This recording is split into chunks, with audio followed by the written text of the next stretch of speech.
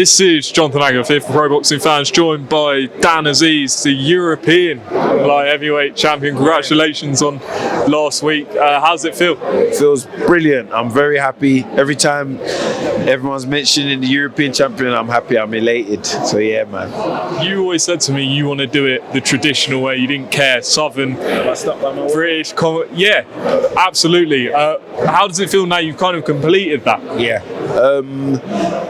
Yeah, it feels good. It's just each step has just prepared me for the next level and the ultimate level, which is the world level. So yeah, man, I feel happy, and I guess also it's just to confirm to everyone on the outside as well. No one can't question me. Do you know what I mean? I didn't have no stellar amateur pedigree, so coming up, there's always, oh, hey, what's he done? Who is he and whatnot?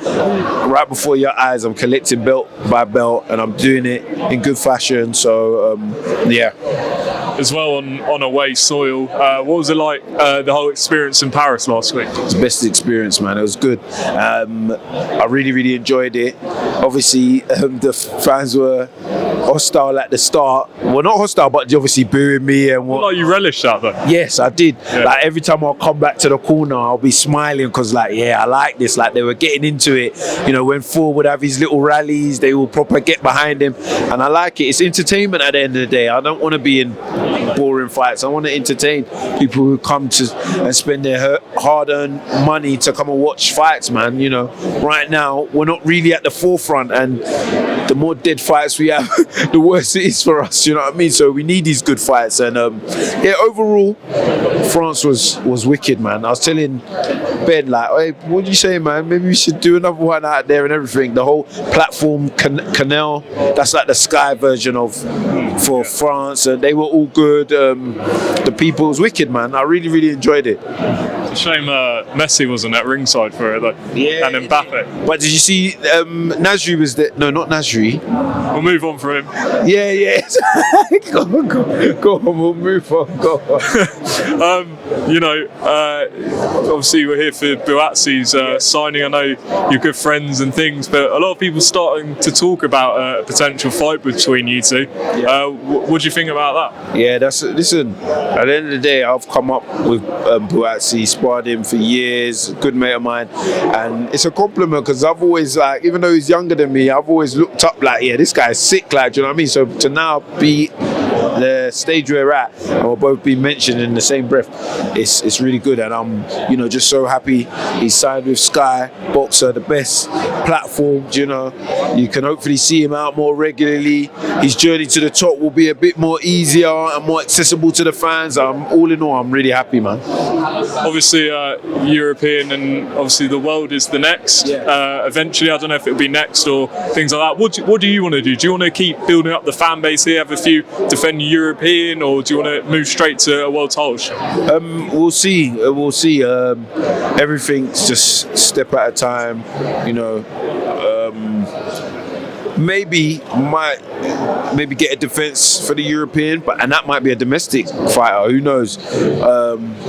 But yeah, we all know the ultimate goal is to just get to that world level, fight for a world title, and win a world title. So whatever is next is obviously in development for that. It's just trying to build to get to that stage. So I don't know yet. It's really early days. Just on Buatsi, obviously, you're I would say probably the marquee name here at Sky if he wants a big fight domestically. Obviously, yards at BT and things like that. Frank Warren said he's not quite sure why Buatsi signed with Sky, given the fact Yard is on BT. What do you think of that? I mean, do you think that fight can still happen? I'm sure as a boxing fan and for your career as well, you'd want to see that fight and fight both of them. Yeah, no, definitely. I'm sure it can happen. Boxers worked with BT before, the Parker and the Joseph. Yeah. So that's a whole load of bollocks in that sense. Like, I'm sure he doesn't have to sign with a promoter. Obviously, it might make it more easier to make, but to make fights happen, you don't need to signed to a certain platform or whatever, Yard could even with people talking about me and Buatsi. If Buatsi was at the Zone or BT or whatever, if we're gonna fight, we're gonna fight. Like, he doesn't need to come here to fight me. You know, he's got his own reasons.